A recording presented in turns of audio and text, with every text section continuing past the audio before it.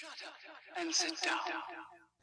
Hello, my friend. You are listening to the Dance Studio Scaled podcast, the number one place for innovative marketing, retention strategies, and business growth ideas made just for dance studio owners. Now, this isn't your average business podcast. We're here to shake things up, simplify the hustle, and focus on real, actionable insights.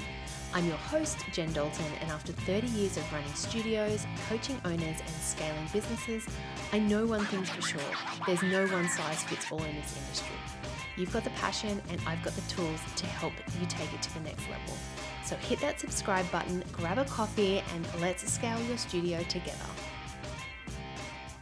Hey, dance studio owners, and welcome back to this week's episode of the Dance Studio Scaled podcast. Now, this episode is called The Fastest Way to Free Up 10 plus hours in a week in your studio. So if you feel like there's never enough time, then this episode is for you. Now, we're talking about the biggest time drainers in your studio and the exact steps to reclaim that time without sacrificing the growth of your studio. Because as we know, this is what this podcast is all about. So I'm going to be going into a deep dive into all things automation, delegation, and creativity, ensuring that you have more time to do the work that actually lights you up. Okay, so as dance studio owners, we are creatives first. We thrive on the movement, the music, the expression, and teaching that younger generation of dancers. But tell me, when was the last time you actually had time to sit and be super creative without the distractions or without noise or having to reply to emails or deal with phone calls? When was the last time that you actually choreographed without distraction or dreamed up a new theme or a new program or even just felt that spark of inspiration without the weight of the admin? So if you're feeling like your studio is running you instead of the other way around, then today's episode is for you, because I'm going to show you the fastest way to free up 10 plus hours in your week, in your business. And it's not by working harder, but by working smarter. And because we are creatives at heart, I'm going to include something special in today's episode. And it's a way to bring creativity back into the way you run your studio, so you can find the same inspiration in your business that you do within the arts. All right, let's dive in. Studio owners don't struggle with time, we struggle with energy.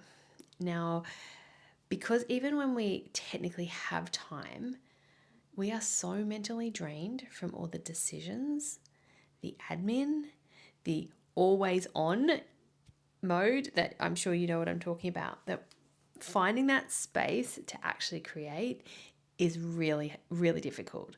And that's a problem, because whether you realize it or not, your studio success isn't just built on systems and marketing, like I go on about every week, but it's also built on your creative energy and your ability to innovate and to inspire and to lead. So when all your time is then spent on the emails and this timetabling and the problem solving, you're cutting yourself off from the thing that makes your studio special. So I have actually spoken about this before in other episodes, but I call this creative exhaustion. And if you've been feeling uninspired, you've been feeling burnt out, or you're not being able to be present with your teaching or your leadership, then this is probably why. But here's the good news, right? It is actually fixable. Now, before we fix it, we need to know where your time is going. And here I've done the work for you, so you don't have to waste time thinking about it. Here are the top 5 time drainers that I see sucking the life out of dance studio owners every single week. So the first one is admin overload. From the emails, invoicing, timetabling, sorting out your teachers, responding to parent questions. It takes so much. The second one is decision fatigue. Now, this is a real one. I still get this a little bit now and have to reground myself, but I know when I was in the depths of growing my studio, this was huge. Because if you're the only one who's making all the decisions, whether it's big or small, it drains your mental energy. The next one is micromanaging your staff. And this is an interesting one because you could say to a lot of studio owners, do you micromanage? And they go, no, I don't micromanage. But when you do break it down, it's quite evident that a lot of people still are micromanaging. And this just comes from trusting your staff. It comes from having systems set up so that your staff and your team know exactly what it is you want from them. But if your team is constantly needing everything from you, then it's a sign that your systems aren't in place. The next one is repetitive tasks. So manually sending out reminders, handling the enrollments, updating or your spreadsheets or your documents, things that should be automated. And then the last one is, and this is a big one, is being on 24/7. If you can't step away without everything falling apart, then your studio isn't set up to run without you. Now, these things don't just take up time, they take up brain space. And if your brain is full of the admin, then there's no room left for the creativity. So imagine what would happen if we cleared even half of that from your plate and how much time you would get back. More importantly, how much energy would you then have for the things that really matter or the things that you really want to do? All right, so I want you to think of this approach as being like a rehearsal, like a creative rehearsal. Our dancers rehearse. They take the time to refine. They step back and they'll see the bigger picture to tweak and adjust before they actually go and perform. But how often do we do this in business? Now, most studio owners are in that constant performance mode, essentially, reacting. We're putting out the fires, we're making it up as they go. There's no space or time for the rehearsal mode. And that's why everything feels so chaotic. So here's my challenge to you.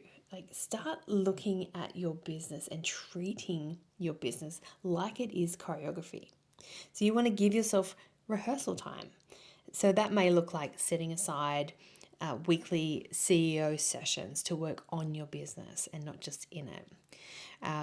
Refine your routines. So look at what's not working and then tweak it instead of just pushing through, which I know it's hard because we can get into a cycle of having to keep going and we're so busy doing stuff that we just push through. But if we just take a step back for a second and have a look at what's not working, and then we can change it.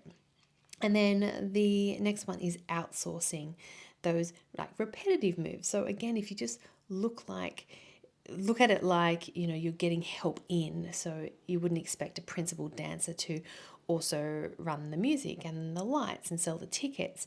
You shouldn't be running every part of your business either. And so this is where the automation, the delegation, and effective leadership comes in. So let's now talk about that. How do we actually free up those 10 hours? Okay, so it's going to come down to these three things. Like I just mentioned, the automation, the delegation, and that leveraging the leadership. So breaking it down, we want to first of all automate the repetitive stuff. So if you're manually sending out reminders, you're responding to the same questions of parents or handling those admin tasks, that could be automated. You're wasting your time if you're doing this over and over again. Now, this could look like emails and communication. So setting up automated email sequences for enrollments, reminders, and frequently asked questions. That answers a lot of those repetitive questions. Your class scheduling and payment. So using software. We are so lucky these days. There are so many software options out there that can handle payments and communications and so much more without you needing to be in it. Now, I absolutely understand the setup takes time. I get that. And I think it can take sometimes 12 months to really work out how to use software to work for you 100%. And that's fine. When you make that decision and you just put your head down and get it done, then it's ultimately going to work out in the end. And of course, the old marketing and social media. So if you've listened to my episodes before, you know that I love the idea of batching content and using those scheduling tools. That the idea of stop posting on the fly. Technology should be working for you and not creating us more work. I also know that some of you don't love batching, and that is okay as well, but I'm just putting it out there. Okay, now the second one is to delegate like a director. So put yourself at the top of your tree of your business. The best directors know how to bring out the best in their performers, and that's exactly how you need to approach your team. And this can look like clarifying roles and their responsibilities. Everyone on your team should know exactly what they are responsible for, what you expect from them, and like when you want it and how you want it. It should be so clear that they shouldn't have to ask you any more questions.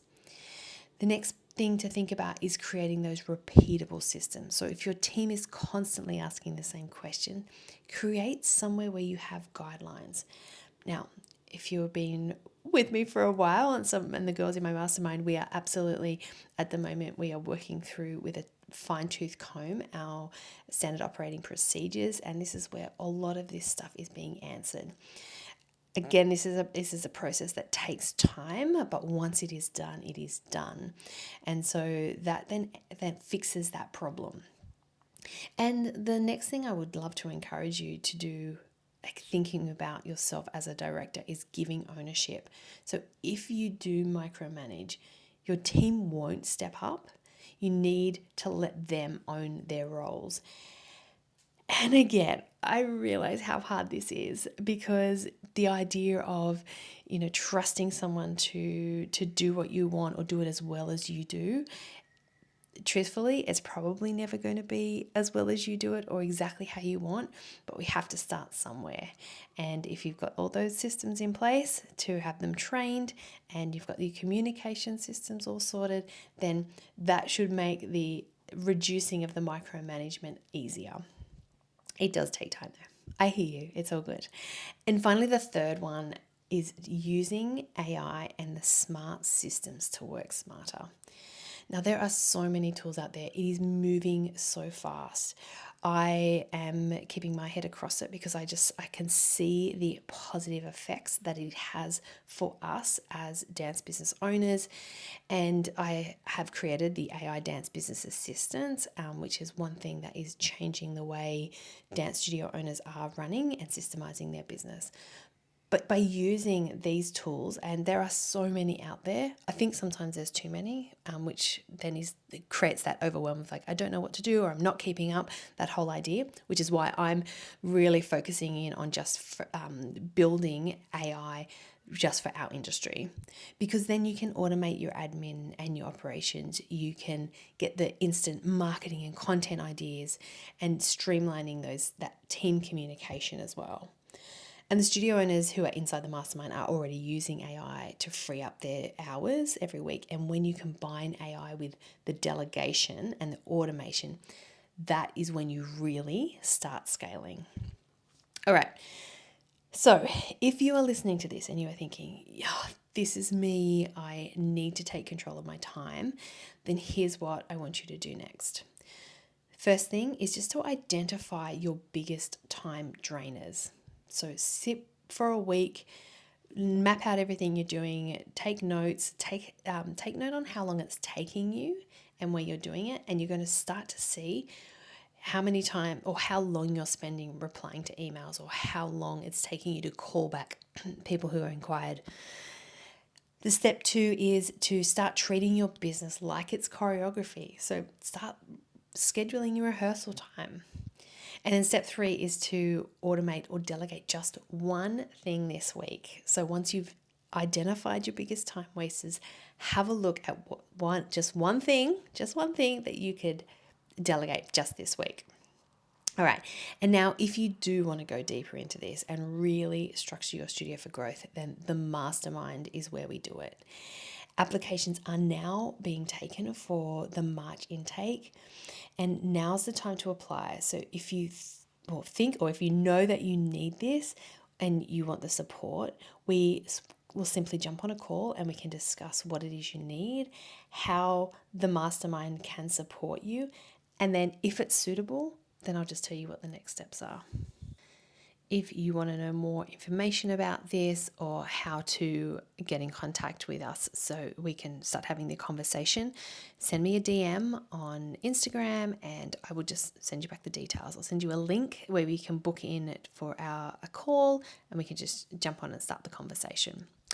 All right, well, I hope today's episode has been helpful for you and has helped in a way that it's almost like it identifies areas in our business where we can start changing the way we think in order to start actioning to see that improvement.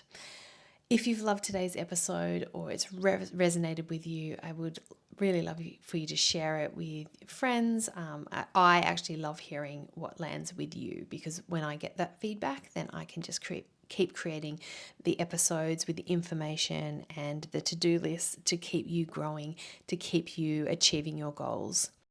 All right, I will catch you next week. Thanks for tuning in to the Dance Studio Scaled podcast. Now, if you enjoyed this episode, be sure to hit subscribe, leave a review, and share it with other studio owners who would love it too. And let's keep the conversation going. Follow me on Instagram at Jen Dalton for more tips, insights, and behind-the-scenes moments to help you simplify and scale your studio. Until next time, keep dreaming big and taking action. I'll see you back here soon.